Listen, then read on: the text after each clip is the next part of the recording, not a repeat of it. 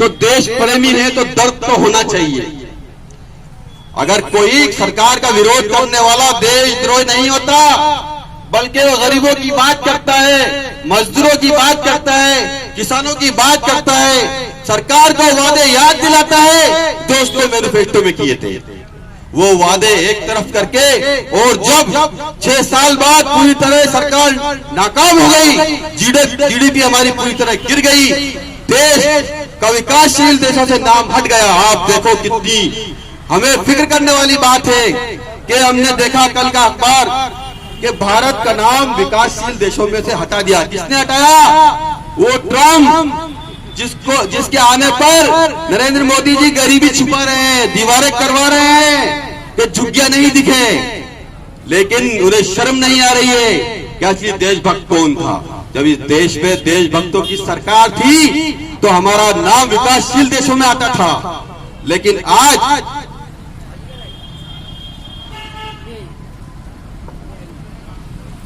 आज जब इन लोगों की सरकार आई तो आप देखिए किस तरह से हमारी अर्थव्यवस्था गिरती जा रही है, फिर भी देशभक्त ये है और हम विरोध करने वाले देशद्रोही। ये कैसी बेईमानी वाली बात है। सरकार अगर वादा करके उसके वादों को पूरा नहीं करेगी तो हम सब जनता तो सवाल करेगी। सवाल करने से कोई देशद्रोही कैसे हो जाता है?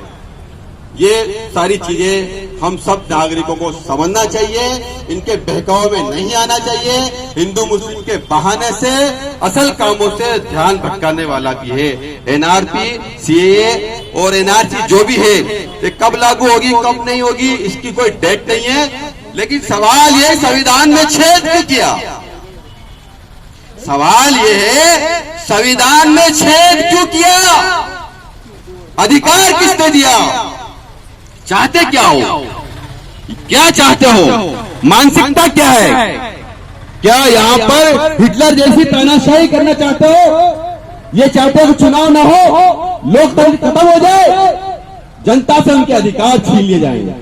जब हम देखें कि एनआरसी के चक्कर में कई सालों तक कागज इकट्ठा करने में लग जाएंगे, अब जिनका वोटिंग लिस्ट में नाम कट जाएगा वो क्या वोट देंगे? कौन सी सरकार चुनेंगे? वो इनके मकसद जो है सत्ता पर बने रहना है, न हिंदू से मतलब है न मुसलमान से मतलब है। सबसे ज्यादा बड़ी हिंदू विरोधी सरकार आई इस देश में 70 सालों में। अगर बात समझे तो किसान आत्महत्या कर रहे हैं, कौन है इस देश का किसान? ज्यादा किस धर्म को मानने वाले इस देश में? सवाल है। किसान आत्महत्या कर रहे हैं, नौकरियां करोड़ों गई, क्या वो सब मुसलमान थे? हिंदू नहीं थे उनमें? या जो बेरोजगार घूम रहे सबको नौकरियां मिल गई? ये कहते हैं कि हम तुम्हारे, ये माहौल मीडिया के जरिए बताते हैं कि हम जो है हम भाई धर्म को मानने वाली सरकार हैं। और इनके मंत्री और इनके विधायक चुनाव में भी अभी आपने देखा दिल्ली के अंदर इन्होंने किन मुद्दों पर चुनाव लड़ा। इन्होंने उन मुद्दों पर चुनाव लड़ा जो मैं कहता हूं बिल्कुल संविधान और लोकतांत्रिक के खिलाफ थे। और इनकी हालत भी देख ली आपने कि जनता कितनी इनके साथ है। 7 सीटों पर 7 या 8 सीटों पे सिमट गए। उसके बाद भी इनके बात समझ में नहीं आ रही है। अभी क्या कह रहे हैं? इन्होंने, हमारे प्रधानमंत्री जी ने बनारस से कहा कि हम 1 इंच भी पीछे नहीं हटेंगे। अगर आप 1 इंच पीछे नहीं हटोगे तो सुन लो, हम भी पीछे हटने वाले नहीं है। और गलतफहमी ये निकाल देना, ये सीए